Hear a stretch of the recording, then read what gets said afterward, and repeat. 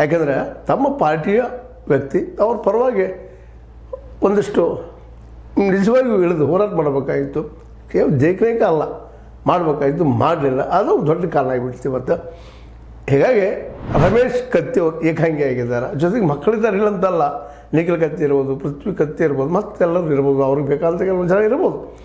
ಆದರೆ ಪೂರ್ಣ ಪ್ರಮಾಣದ ರಾಜಕೀಯ ಹಿಡಿತವನ್ನು ಸಾಧಿಸುವಂಥ ವ್ಯಕ್ತಿಗಳು ಅವ್ರ ಜೊತೆಗೆ ಯಾರೂ ಕಾಣಿಸ್ಕೊಳ್ತಾ ಇಲ್ಲ.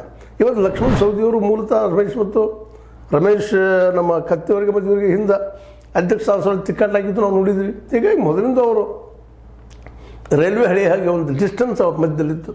ಇವತ್ತು ಅನಿವಾರ್ಯವಾಗಿ ಜೊತೆಗೆ ಜೊಲ್ಲೆಯವ್ರ ಸ್ನೇಹ ಆಗಿರ್ಬೋದು, ಮತ್ತು ಅನಿವಾರ್ಯವಾಗಿ ಜಾರಕಿಹೊಳಿ ಅವ್ರ ಸ್ನೇಹ ಆಗಿರ್ಬೋದು. ಲಕ್ಷ್ಮಣ್ ನಮ್ಮ ಸೌದಿಯವ್ರಿಗೆ ಬೇಕಾಗಿರ್ಬೋದಿಲ್ಲ ಅಂತಲ್ಲ. ಯಾಕಂದ್ರೆ ರಾಜಕೀಯದಲ್ಲಿ ಯಾರಿಂದ ಏನಾದ್ರು ಸಾಯಿಸಿ ಹೋಗಿದ್ರೆ ಎಲ್ಲ ಹೊಂದಾಣಿಕೆ ಆಗಿ ಹೋಗಿಬಿಡ್ತಾರೆ. ಇಲ್ಲಿ ಆದರ್ಶ ಮತ್ತು ಏನೂ ಇಲ್ಲಿಲ್ಲ.